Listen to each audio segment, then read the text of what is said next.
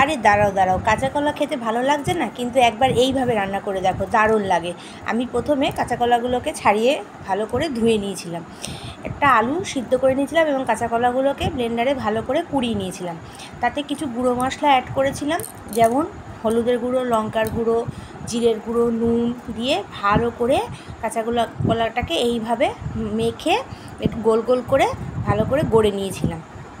তারপর কড়ায় তেল গরম করে একটা মশলা তৈরি করে নিয়েছিলাম, যেমন কিছু পেঁয়াজ, টমেটো, আদা আর রসুন, এগুলোকে ভালো করে নাড়াচাড়া করে নিয়ে একটু নরম হয়ে আসলে আমি মিক্সির মধ্যে তুলে মিক্সিতে পেস্ট করে নিয়েছিলাম।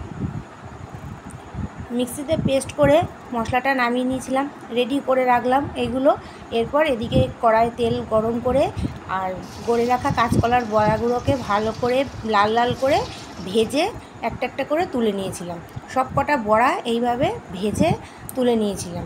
তারপর কড়ায় তেল গরম করে একটু কালো জিরে ফোড়ন দিয়ে আলু আর কিছু কুচানো পেঁয়াজ আর একটু ক্যাপসিকাম দিয়ে খুব ভালো করে নাড়াচাড়া করে নিয়ে তাতে জিরের গুঁড়ো, হলুদের গুঁড়ো, লঙ্কার গুঁড়ো আর নুন দিয়ে আর সেই পেস্ট করে রাখা মশলাটা দিয়ে খুব ভালো করে কষিয়ে নিয়েছিলাম।